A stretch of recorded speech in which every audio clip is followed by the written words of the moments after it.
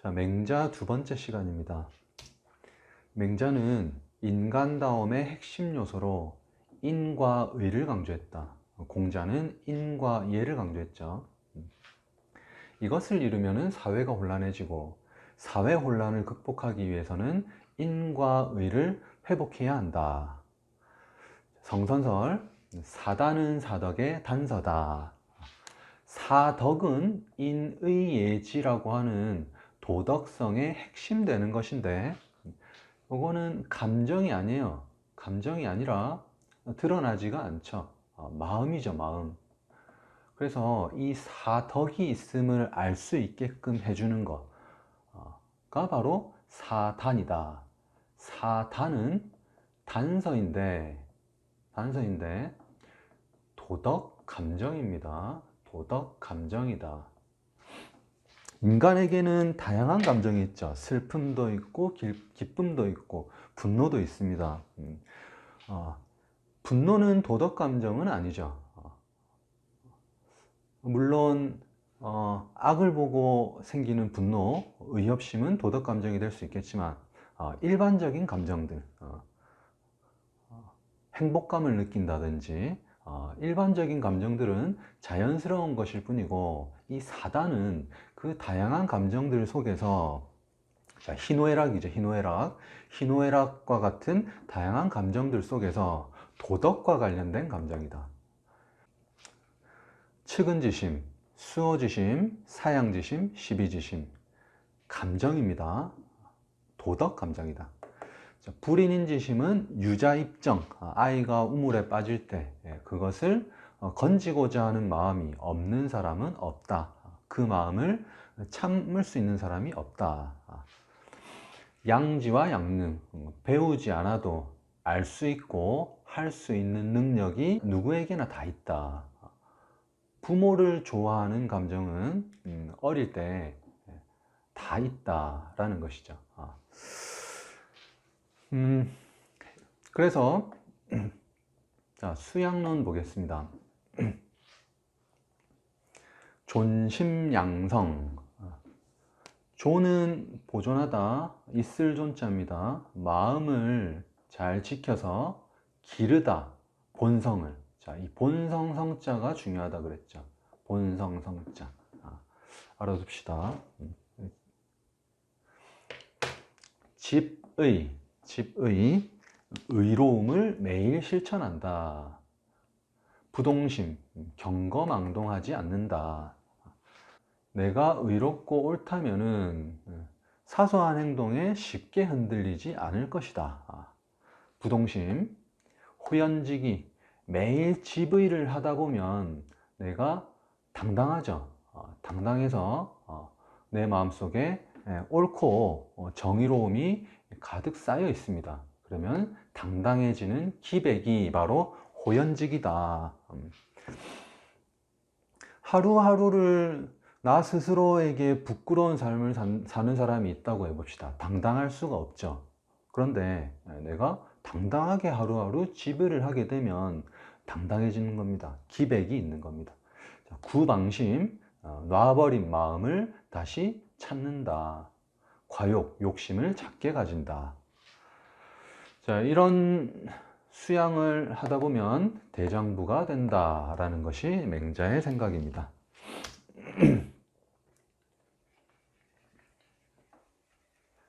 맹자의 정치는 왕도 정치로 표현할 수 있습니다. 공자의 덕치와 맥락을 같이 합니다.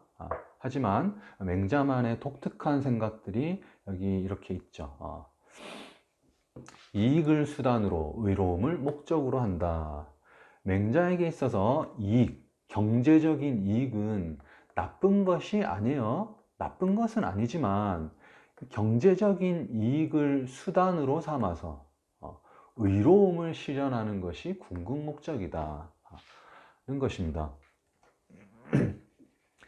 자, 통치자 입장에서 국가는 경제적으로도 잘 살아야 돼요. 잘 사는 나라가 좋은 나라죠. 하지만 잘 사는 것을 목적으로 삼는 것은 도덕적이지 못하다. 잘 사는 것은 결국 의롭기 위한 수단으로 삼아야 된다. 왕도 정치입니다. 무왕산 무왕심이다. 그래서 같은 맥락에 있는 표현입니다. 항산은 경제적인 이익이고 항심은 궁극목적인 의로움이죠. 항산은 항심을 위한 수단입니다. 수단입니다. 그런데 일반 사람들은 항산이 없으면 항심을 유지하기가 힘들다. 그래서 군주는 경제적인 것도 신경을 많이 써야 된다. 왜? 돈이 목적이 아니라 의로움을 위해서 항산을 유지시켜야 된다. 민본주의, 민주주의와 비교해서 우리가 살펴봤죠. 역성혁명론, 공자의 정명론, 명분론에 근거하고 있다. 여민동락 백성들과 함께 즐거워하는 것이다. 공감할 수 있는 거죠. 서민들의 즐거움을 같이 공감할 수 있는 것, 그것이 왕도 정치다. 자, 왕도 정치입니다. 전부 다. 자, 지금부터 4페이지에 있는 지문을 함께 읽겠습니다. 맹자는 용자라는 사람의 말을 인용하면서, 용자는 누군지 몰라도 돼요. 만일 어떤 사람이 누구를 위해 신발을 만들어 준다고 할 때 그 사람 발의 크기를 모른다고 해서 삼태기처럼 만들지는 않는다. 삼태기는 이런 거거든요. 흙이나 비료를 담는 농기구. 자, 신발을 만들 때 발 크기를 몰라도 우리는 유사한 신발을 만들자. 발가락이 5개가 있고 두께도 어느 정도 비슷합니다. 그 까닭은 발 모양이 비슷하기 때문이다. 이처럼 맹자는 사람의 겉모습에 공통점이 있다고 한다. 자, 사람들은 외모와 생김새와 성격이 제각각 다릅니다. 하지만 기본적인 틀은 동일해요. 팔이 2개가 있고 다리가 2개가 있고 머리가 하나가 있고 눈이 2개가 있고, 물론 예외도 있겠지만 대부분 공통점이 있습니다. 형식적으로 공통점이 있어요. 겉모습뿐만 아니라 맛을 보고, 자, 사람들 취향이 다 다르죠. 제가 좋아하는 음식과 여러분이 좋아하는 음식은, 그리고 여러분들 사이에서도 다 다를 겁니다. 취향이 다르지만 정말로 맛이 없는 음식에 대해서는 공통적으로 먹기 싫어하는 공통점이 있죠. 흙을 먹고 맛있다고 하는 사람은 없을 겁니다. 취향은 다 다르지만 공통점이 있다. 쓴맛을 쓰다고 하고 신맛을 시다고 하는 것은 공통적이죠. 공통점이 있습니다. 색깔도 마찬가지입니다. 좋아하는 색깔은 제각각 다르지만 검은색을 검은색이라고 보고 흰색을 흰색이라고 볼 수 있는 것은 동일하다. 그런데 외모 감각기관에만 그렇냐? 아니다. 마음에도 공통점이 있는데 그것이 바로 도덕적 품성이다. 그래서 사람의 성격은 제각각 다르고 남을 위하는 마음, 이타적인 부분, 그리고 이기적인 부분 다 다를 겁니다. 다르지만 공통적인 도덕적 품성이 있다. 그것이 바로 불인인지심이다. 불인인지심이고 사탄이고 사덕이고 양지와 양능이다. 취향은 다르지만 형식은 동일하다. 성선설을 이야기하고 있습니다. 자, 넘어가세요. 삼태기. 무항산 무항심.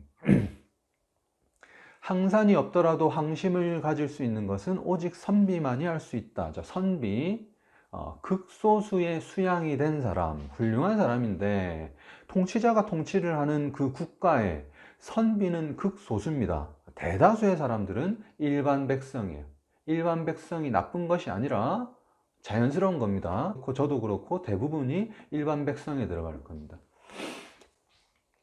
물론 선비가 되면 좋겠지만 어렵다 그거죠. 평범한 사람들의 자연적인 성향은 항산이 없으면 그 때문에 항심을 가지지 못한다.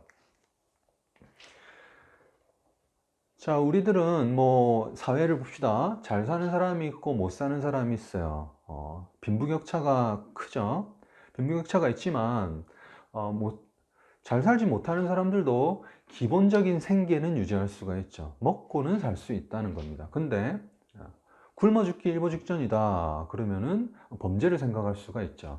그리고 안타까운 사연들도 종종 뉴스를 통해서 접하는 경우가 있습니다. 너무 먹고 살기가 힘들어서 극단적인 선택을 하는 여러 가지 사례들을 우리가 볼 수가 있습니다. 그런 사람들은 도덕성이 없어서 나쁜 사람들이라서 그런 것이 아니라 일반적인 사람들은 항상 일정한 생업이 없으면 극단적인 선택을 할 수밖에 없다. 즉, 백성들은 일정한 생업이 없으면 외적 유혹에 양심이 흔들려 방탕, 편벽, 편벽은 치우친다는 겁니다. 한쪽으로 치우친다. 사악, 사치 등을 하게 된다. 그렇기 때문에 범죄도 되겠죠. 범죄. 그렇기 때문에 백성들이 불변하는 양심을 지닐 수 있도록 일정한 일을 만들어 주어야 한다. 자, 불변하는 양심이 목적입니다. 목적. 일정한 일은 수단입니다. 왕도 정치는 리를 이로움을 수단으로 삼고 경제적인 부를 수단으로 삼고 이를 통해서 불변하는 도덕심을 유지하고자 하는 것이 목적입니다. 무항산무항심을 잘 이해하고 국가를 다스리는 것이 왕도 정치입니다. 자, 여기 이 부분 제가 지난 시간에 질문으로 던졌는데요. 오늘 다시 한번 살펴보겠습니다. 백성들이 죄에 빠진 다음에 처벌하는 것은 그물을 쳐서 백성을 잡는 것이다. 자, 죄에 빠진 다음에 처벌하는 것은 금을 쳐서 백성들을 잡는 것이다. 자, 제가 사례를 하나 들어볼게요. 극단적인 사례입니다. 이런 경우는 없을 겁니다. 자, 이게 길이거든요. 경찰이 중앙선 침범하는 사람을 잡으려고 하고 있어요. 함정수사를 한다고 생각해 봅시다. 함정수사. 자, 이 중앙선은 침범할 수 없어요. 침범하면은 중앙선 침범으로 벌금을 물게 되어 있습니다. 그런데 앞에 가는 차가 경찰이 투입한 사람이에요. 너무 느리게 가고 있어요. 한 10km로 가고 있습니다. 10km. 걷는 수준으로, 뛰는 수준으로 가고 있습니다. 뒤에 가는 차가 답답해서 맞은편에 오는 차가 없어요. 그래서 추월을 했어요. 추월을 했더니 경찰이 가서 잡았습니다. 이 사람은 정상적인 도로 환경이었다면 중앙선을 넘지 않았을 거거든요. 그런데 중앙선을 넘을 수밖에 없는 함정이 있고 함정에 빠지고 나서 잡혔습니다. 올바른 건 아니죠. 극단적인 사례입니다. 자, 처벌이라고 하는 것은 잘못한 사람도 물론 잘못이 있지만 그 환경을 조성한 정치에도 큰 책임이 있다. 백성들이 죄에 빠진 다음에 처벌하는 것은 금을 쳐서 백성을 잡는 것이다. 낚시를 한번 생각해 봅시다. 물고기가 좋아하는 미끼를 던져놓고 물고기가 그것을 덥석 물면은 끌어올려서 우리는 물고기를 잡아먹죠. 죄에 빠지는 미끼가 바로 무항산입니다. 무항산. 경제적으로 불안한 상황을 주면은 일반 백성들은 항심을 갖기가 힘들기 때문에 죄에 빠질 수밖에 없고 이를 처벌하는 것은 통치자의 잘못이다. 그래서 통치자는 어떻게 해야 됩니까? 백성들 보고 너희들 가난하고 힘들어도 양심을 지키고 도덕적이라고 윽박지르는 것은 잘못된 것이죠. 자연스럽게 백성들이 항심을 유지할 수 있게끔 경제적으로 여유를 줘야 된다. 자, 우리가 앞서 왕도 정치를 봤거든요. 왕도 정치. 이익을 수단으로 의로움을 궁극 목적으로 사람들의 의로움, 도덕심을 지킬 수 있게끔 이것이 국가의 목적이 돼야 된다. 그런데 이를 위해서 항산을 잘 유지시켜 줘야 된다. 자, 같은 맥락에서요, 이로움과 의로움에 대해서 맹자의 생각을 양나라 해왕, 양해왕과의 대화를 통해서 살펴보도록 합시다. 왕, 선생께서 천리길을 멀다 않고 저희를 찾아주셨으니 저희 나라에 무슨 이로운 일이 있을까요? 당시 맹자는 나름대로 저명한 사람이었습니다. 유명한 정치 컨설팅 하는 사람, 정치 컨설턴트였습니다. 저명하신 분이 우리나라까지 와주셨는데 좋은 일 좀 있겠습니까? 하고 왕이 물었죠. 그랬더니 맹자가 하필이면 이로움을 말씀하십니까? 우리가 쉽게 만나는 사이도 아니고 한데 좋은 나라를 어떻게 만들 것인가를 서로 상의하기 위해서 만난 자리입니다. 그런데 첫 마디가 이로움을 묻고 있어요. 맹자의 눈에는 이 양나라 해왕은 가장 나라를 다스릴 때 가장 우선시하는 것이 이로움이다 라고 보인 것이죠. 맹자 눈에는. 그래서 질책하고 있습니다. 오직 인과 의가 있을 뿐입니다. 임금께서 어떻게 하면 내 나라에 이로울까를 따지게 되면 벼슬아치들도 그렇게 되겠고, 벼슬아치들이 국가의 재산, 국가의 돈, 국가의 창고들을 관리할 때 국가 전체의 의로움이 아니라 자신만의 이로움을 위해서 일을 한다면 국가 관리가 잘 되지 않겠죠. 공무원들이 국가의 돈을 자신을 위해서 사용한다 라고 하면은 나라가 위태로워집니다. 내 집안에 이로울까를 따지게 되고 선비나 일반 대중들이 내게 이로울까를 따지게 된다. 그러면 모두 다 이기적이게 되고 그러면 나라가 위태로워질 것이다. 왕이 의로움을 생각해야지 아랫사람들도 의로움을 생각하게 되고 그렇게 해야지 국가가 잘 돌아갈 수 있을 것이다. 자, 이로움보다 의로움을 중요하게 생각하는 맹자의 생각을 대화를 통해서 엿볼 수가 있습니다. 넘어가세요. 민본주의. 맹자는 군주를 향해 민중을 위하라고 했을 뿐만 아니라 가장 귀한 것이 백성이다. 백성이 가장 귀하고 그 다음이 국가이며 임금이 가장 가볍다. 백성의 마음을 잃으면 천하를 잃는 것이다. 한 걸음 더 나아가 덕이 없는 임금, 즉 백성들이 따르지 않는 임금은 갈아엎어야 한다. 백성들이 따르지 않는 임금은 명분이 없는 임금이죠. 명분이 없는 임금은 임금답지 못한 임금이고 결국은 임금이 아니다. 임금이 아니다. 그래서 역성혁명이죠. 이거는 역성혁명은 공자의 정명론을 기반으로 하고 있는 주장이다. 역성혁명을 봅시다. 제나라 선왕이 물었어요. 탕이 걸왕을 내치고 무가 주왕을 베었다. 자, 걸왕과 주왕은 중국 역사에서 가장 악명이 높은 폭군이었습니다. 폭군. 걸왕과 주왕을 묶어서 걸주라고 하는데 이 걸주라고 하는 용어는 폭군을 의미하는 어떻게 보면은 대명사 같은 표현이에요. 걸주하면은 사악한 폭군이다. 자, 이 폭군을 물리친 사람들이죠. 어떻게 보면은 현명한 사람들이죠. 이 사람들에 대한 생각을 물었어요. 제선왕이. 맹자가 답했습니다. 그런 사실이 있다. 옛글에 적혀 있다. 그런 사실이 있다. 제선왕, 신하가 임금을 죽이는 것이 옳은 일입니까? 묻습니다. 혁명하는 것이 도덕적으로 봤을 때 정당하냐, 명분이 있냐, 옳은 일이냐 묻고 있죠. 맹자가 답합니다. 인을 해치는 자를 적이라고 하고 의를 해치는 자를 잔이라고 한다. 여기 어려운 한자가 나오는데 그냥 적과 잔은 그냥 나쁜 사람이라고 생각하면 됩니다. 나쁜 사람, 아주 나쁜 사람.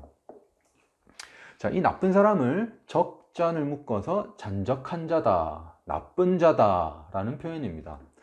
나쁜 사람은 왕이 아니라 그냥 사내입니다.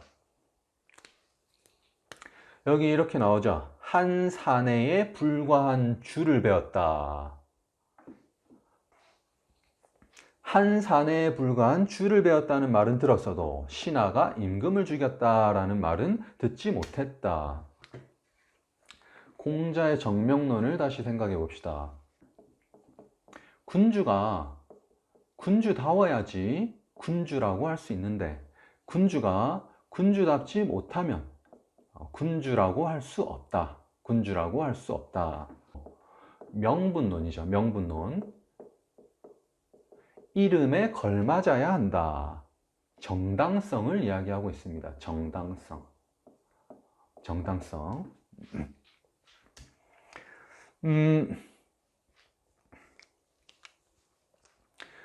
주왕은 걸왕도 그렇고요. 주왕과 걸왕은 군주답지 못했어요.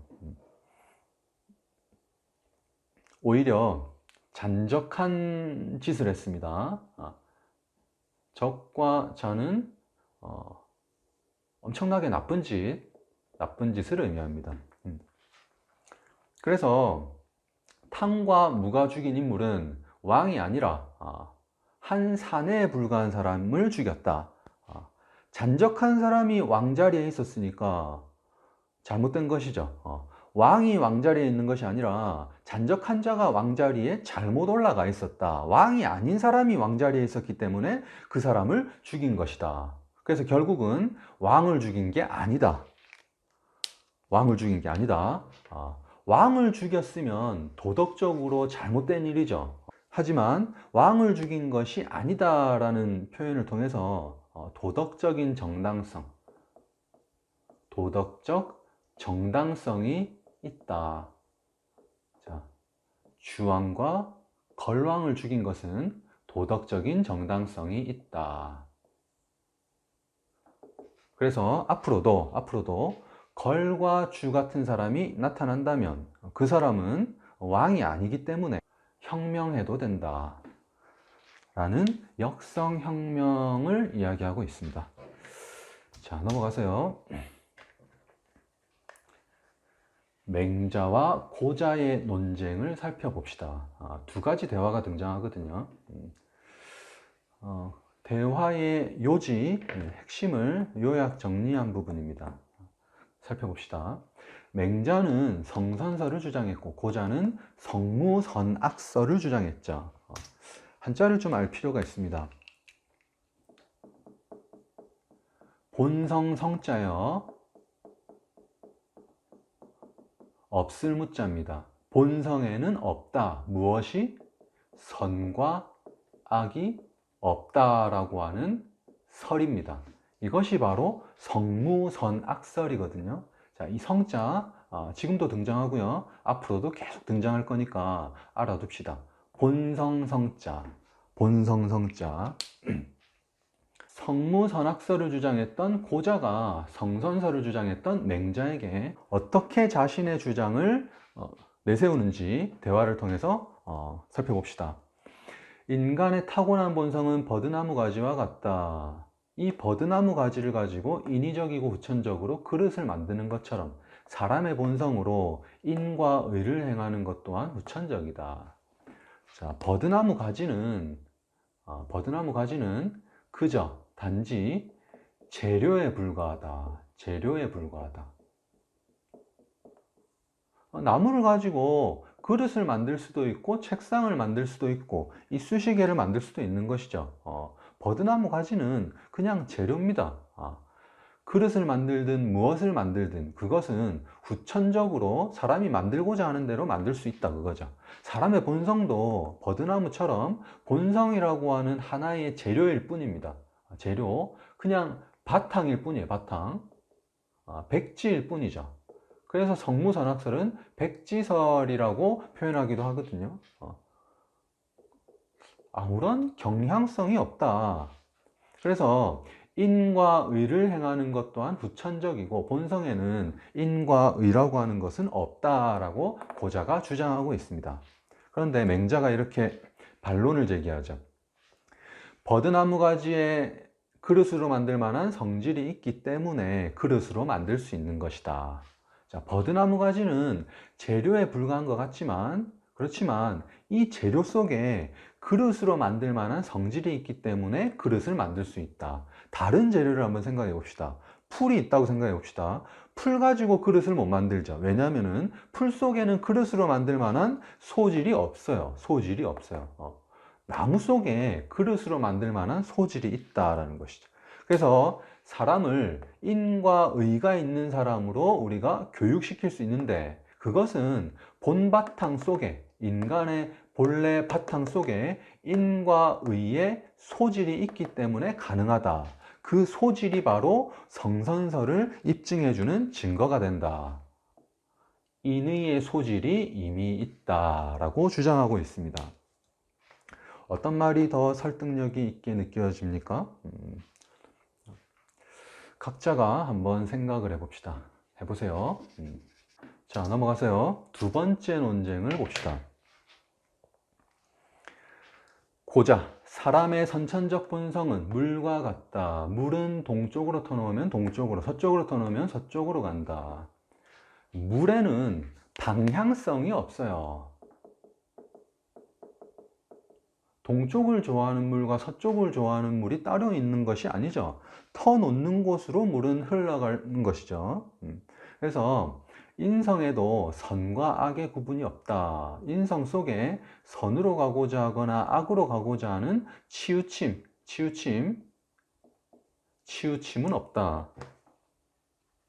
치우침. 다른 말로 경향성이라고 합니다. 경향성이 없다. 자, 본성도 물처럼 경향성이 없다. 자, 맹자가 반론을 제기합니다. 물의 동서의 구분은 없지만 위아래 구분은 있다. 위에서 아래로 흐르는 것이 물의 본성이라면 사람의 선한 것도 이와 같다. 자, 그런데 물을 역류시킬 수는 있죠. 억지로 역류시킬 수 있지만 그것은 본성이 아니다. 자연스러운 본성은 위에서 아래로 흐르려고 하는 것이고 사람 또한 마찬가지다. 사람 또한 선으로 가고자 하는 것이 본성이다. 자, 물이 위에서 아래로 흐르려는 본성이 있듯이 사람 또한 선하려는 본성을 지니고 태어난다 라고 주장하고 있습니다. 자, 그래서 오늘 지문을 통해서 맹자의 이론을 조금 더 구체적으로 살펴봤습니다. 고생 많았습니다.